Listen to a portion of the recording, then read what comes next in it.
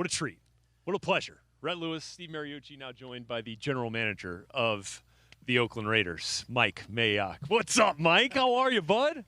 You know, the coolest thing, aside from getting to see you guys, because we go back a lot of years and a lot of shows on television, but the coolest thing is I don't have an earpiece in, and no producer can tell me to take my hat off.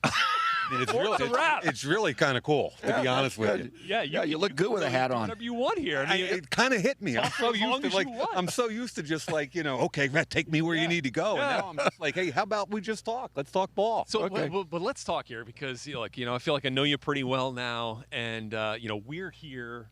You've got the Hard Knocks cameras here every day. The spotlight is on you. How much are you loving this media scrutiny here for you, Mike? You're loving it, aren't you? You love it. Look, we're on the record with Hard Knocks, and I'm not trying to be a hard-nosed guy or anything. John and I are old school. We come away to camp to get away from intrusions, to get away from distractions, to try and get guys to bond, to come together, to concentrate solely on football. And obviously, Hard Knocks is an intrusion. It's the ultimate intrusion. Having said that, I go back a long way at NFL Films. I mean, I spent days, hours, weeks, and years in that building. I know half the cameramen. That's right. Steve Sable was not only a mentor, but a close friend. And nobody has more respect for how they do things than me. I trust them. I respect them. We're getting along great with those guys. We're trying to give them what they want. Right. They also have been very respectful of what we need to get done. And we're looking forward to that for sure. Mike, you and I worked together right here with the network for 12 years, okay? And I watched you do your thing, and you were a versatile guy. You did about everything. But I knew darn well someday that you were going to be sitting as a general manager, certainly capable of it, in handling the draft and all of those things that general managers will also do. What, though, is something that you've done and learned now after you sit in the hot seat that there's just no way you can prepare for in television and now do a good job with it? Anything surprise you like, what? I'm not prepared to do this. This is a first for me. Well, I'll tell you a couple things. I mean, number one, I remember being at the Senior Bowl last year, and a guy I have a lot of respect for, Ozzie Newsome, and I kind of ran into each other. And I said, Oz, do you have any advice for me? And he said, yeah, I do. He said, having an opinion is one thing, but having to make a decision is a complete different thing. And I felt the weight of that draft weekend for sure. And that was kind of cool. But, really, I think, Mooch, the biggest challenge has just been that John and I see things very similarly. But it's 24/7 and it's 365. John's friggin' awesome. He doesn't have an off switch. He doesn't have an off button. And if he has a thought at 2 a.m, it's coming to me, okay? No matter what. And I was at the Jersey Shore for a couple weeks. Right. I was trying to recharge, and I'm sitting there with my wife on the beach with a beer in my hand. I look down, and he's like, what about this guy? What about that guy? And it's awesome. It sounded like him. So I love it because we're 24/7, 365, and his passion for the game is unparalleled. So, you jumped in to this role in one of the busiest times of the year for a general manager, right? You're getting ready for the draft. You're getting ready for free agency and all the decisions that you're talking about that come with that.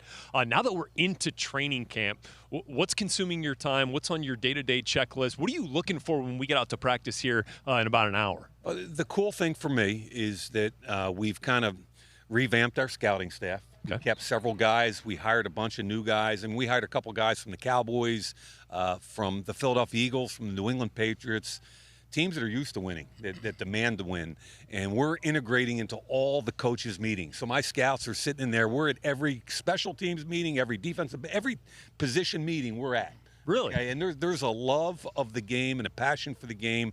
Every scout's got a position. We come out here, we grade at night, every player, every night.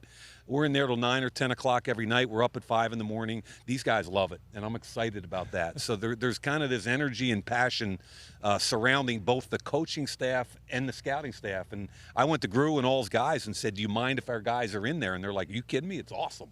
So I think what we're trying to do is build an open, transparent building where all it is all about football and trying to make the right decisions. The fact that you and Grudes are like-minded is key for the head coach and GM to be on the same page. It's I don't want to say it's rare, but it's so important. As you know that.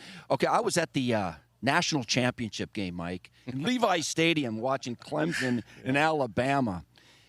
Well, you drafted an Alabama guy, the running back, Jacobs, and 3 Clemson guys you drafted. You must have been at that same game. Winners, huh? I jokingly said to somebody on the field before the game, I mean, if you just drafted from these 2 teams, you could probably come out with a B+ worst case, right? You did. Who knew you were tipping your hat, or you're tipping your hand right there, right? What I do know is a couple things, and it's funny. I can tell the story now. Is that even though Alabama got whooped that night, if you watch the film, Josh Jacobs to me stood out, and he knocked down defensive ends. He pass protected. He caught the football. He ran the ball, and I did a 7-play cut up for Grew right after it. Like as soon as I got back to the office next morning, I did a 7-play cut, just 7 plays. I took it in to John. I said, "This is our guy." Like I want to watch him knock down the defensive end. Watch him pass protect. Watch him run. Now, are there some potential downsides? Was he a starter? No. How many reps did he get? How many carries did he get? I get all of that. But we feel like there's a base of talent there that we believe in. One of your 3 first-round draft picks this year, and listening to you talk about these guys and the guys that you've brought in, through free agency as well, I hear football intelligence, character, toughness, and passion, which are foundational building blocks here. But how does that translate into production on the field, and how have you seen that start to manifest itself early on here? Well, we're going to find out now. Today's day 1 in pads. Let's do it. Pre-pads, so far, check as far as the love of the game, the passion for the game, the work ethic. I mean, if you watch our 3 young defensive ends out there, the 3 guys we drafted, Crosby, Ferrell, and Q-Bell, you watch those guys get after it, it's pretty friggin' awesome. I mean, they chase everything down. John Abram and LaMarcus Joyner on the back end are changing how our work ethic and our communication skills on the back end. So, but we're not even in pads yet. Right. So there's a little bit of a cautionary tale. And Mooch, you've been around that forever. You say, okay, it looks good now, but let's see what happens. You have more changeover on this roster really than any team. You signed 21 free agents, and you had all those draft choices. When you were trying to fill needs and you're trying to improve a 4-12 football team from last year, yeah, catching ball, running, blocking, all those things are important. But were you looking for the intangible stuff too? Hey, I need some leaders in this defensive line group. I need some leaders in this secondary. What kind of intangibles were you looking for to complete your roster? Yeah, John and I talked about it ad nauseum up to the draft about foundation players. And our definition of foundation players was, sure, there had to be a baseline of talent at different levels. But beyond that, there had to be a love of the game, a work ethic, a passion that you can't fake.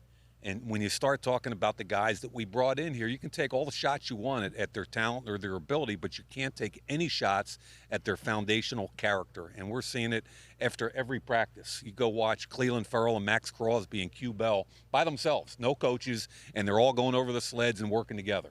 And Mooch, you know that. I mean, you start building a chemistry, a young group, and we're hoping, and it's too early, but we're hoping that this is the group that helps us kind of turn the corner and turn the page and get us where we want to be as far as character, work ethic, and toughness. Is that the group that's kind of stood out to you thus far? I mean, because we were talking yesterday, you mentioned the young defensive ends. I know you mentioned them a couple of times already today. I mean, is that a group that has caught your eye here early on? Just watch them today, okay? Yeah. When you put the film on or when you watch the practice and the ball goes away, just watch who's chasing. Watch how they get after it, okay? And you can judge for yourself. Yeah.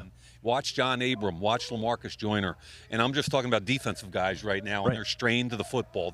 They're changing the way we fly to the football, and that's pretty cool. Mike, do you subscribe to the theory that you have to build your team to win your division?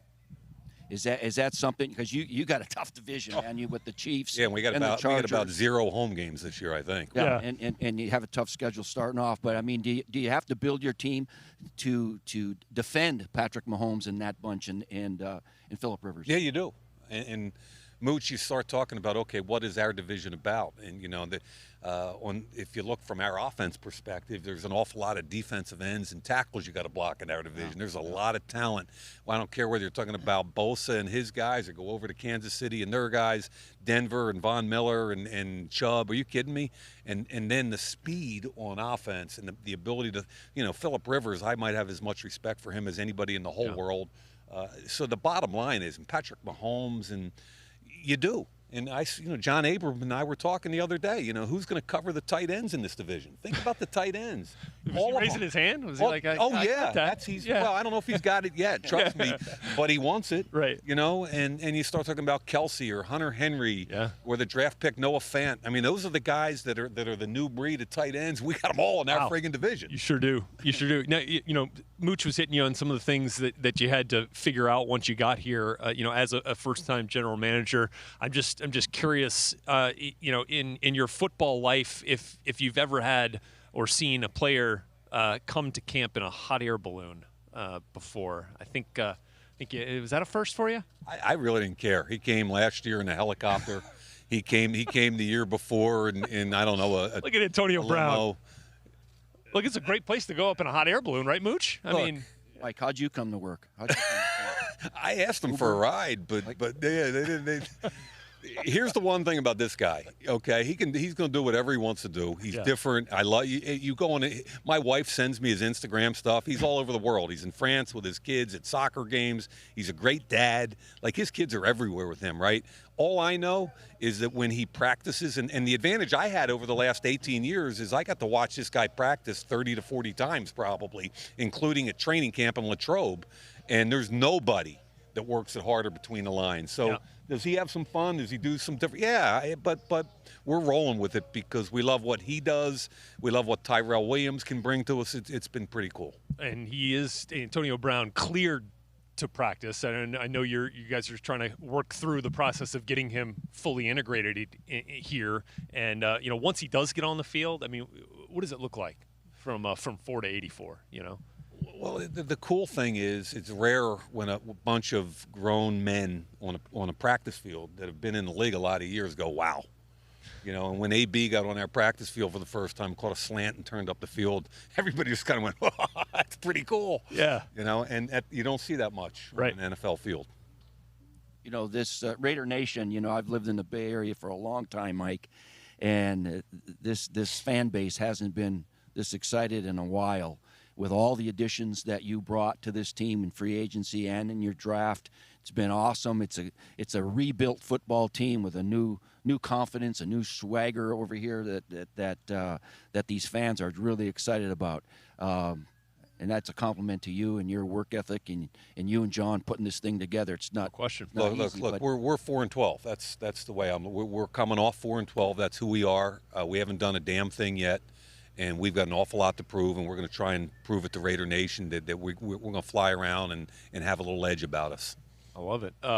You mentioned Tyrell Williams has been catching the eye. I've been reading a lot about him, flying up and down the field here already in Napa. You handed us a nice little cheat sheet here, a little numerical roster. If I had to circle somebody to keep my eye on here today as we get into the first padded practice, as you mentioned, who should I circle here? We're going to have a little red zone emphasis today, okay? And Tyrell Williams is a guy I'd watch, and we didn't think we were going to be able to get him. We signed AB and paid him a lot of money. We didn't think, and Tyrell was our target in free agency, and all of a sudden we got AB. We didn't think we were going to be able to do it, and he actually wanted to come play for John Gruden with AB, and that helped us because we didn't really have the money that we expected he was going to demand. Right. So at the end of the day, he's better than I thought he was, and I thought he was really good. He's 6'3", he's able to sink his hips, he's catching everything. He's one of the most intelligent wideouts I've ever been around. He works his tail off, and I'm anxious to see him work hard in the red zone today. Tyrell Williams, number 16, as I've got it right here, ready to go. Can't wait to get set for practice. Can't wait to watch your squad unfold out here on the field. I mean, we've been talking about what you've been doing in the offseason. Let's talk about what we see on the field today. We're excited about it, my man. Yeah, it's bottom line, day one in pads, and we couldn't be more. John and I sat till like midnight last night just talking about what we want to see and how we want to see it.